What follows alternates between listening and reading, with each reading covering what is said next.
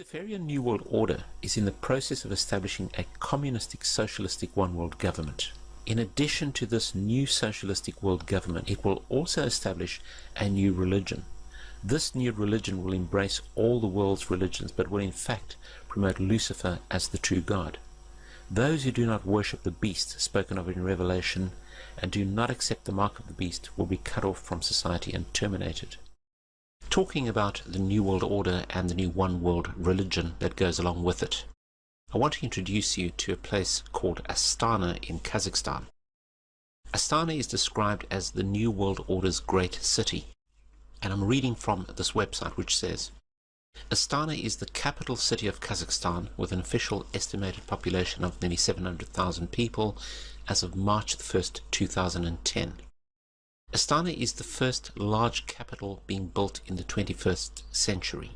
The word Astana originates from Persian, Astana from the verb istadan, which means to stand in respect, and literally means threshold, i.e. royal or sacred, when people stand in respect and awe, implying where the court is seated, as in a capital city or a shrine town.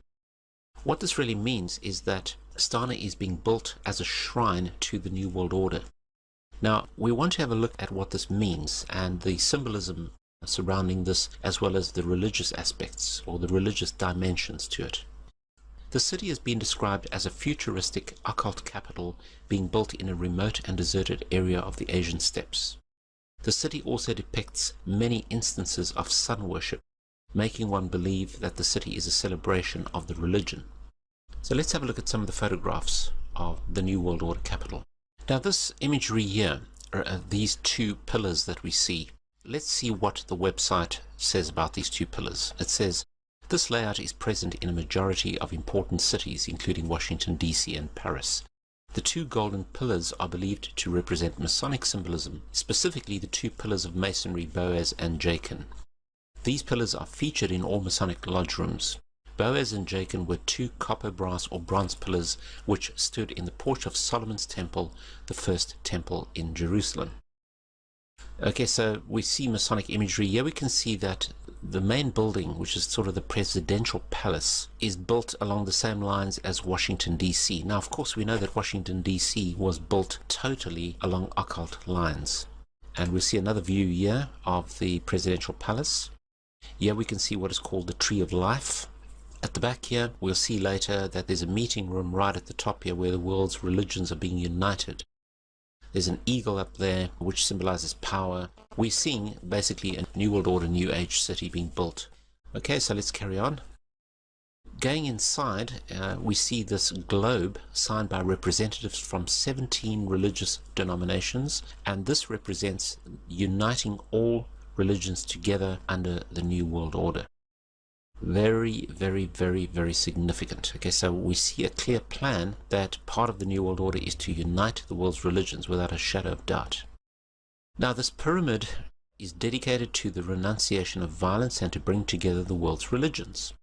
The architect claims that the building has no recognizable religious symbols, but in reality the pyramid is a temple for sun worship, which is the religion of the New World Order. The pyramid is the main symbol of Freemasonry and ancient religious doctrine.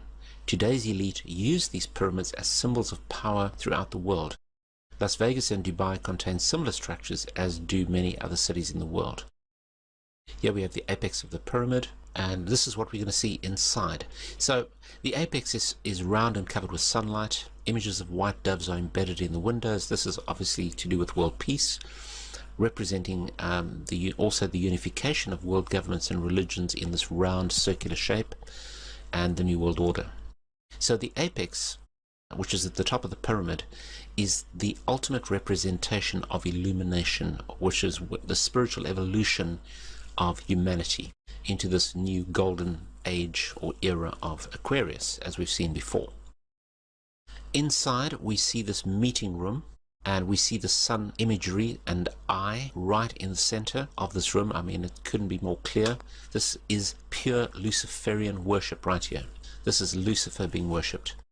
And this meeting room here, which is the main room, also has the sun symbolism and or eye in the ceiling, and it is the conference room where the religious leaders of the world meet. But we can see here the sun occupies the whole ceiling. So all about illumination. This is the tree of life. And it says this monument is meant to embody a folk tale about a mythical tree of life and a magic bird of happiness. The tree of life, as it's called, is a roadmap which spirits supposedly use when they leave the material world to join the afterlife. The golden globe at the top of the monument represents the sun, the supreme deity, and here we have sun worship again.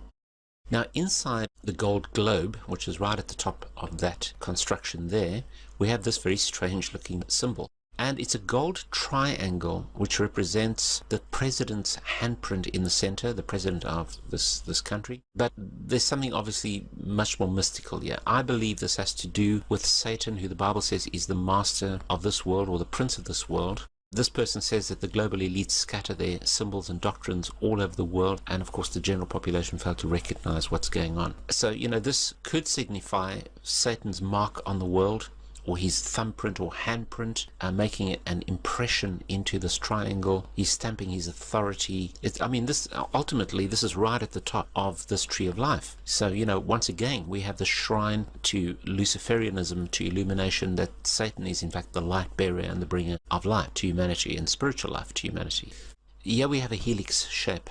The helix has to do with the DNA of mankind, and one of the very significant things that you're going to find when you start studying the occult and what's happening in this new age one world religion is the fusion of the sons of God with the daughters of men, i.e. the fallen angels being fused with humans to form these new superhumans, again this concept of transhumanism. And I'm sorry to say it, but it also is in the shape of a male sexual organ, which is very significant in things like Freemasonry, because most of the occult religions have to do with fertility cults. So man is building a shrine to himself.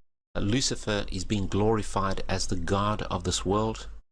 And here we have this new age, new century city being built to glorify man. Without any shadow of doubt, this is very pagan, very occultic, and is a sure sign of where things are heading.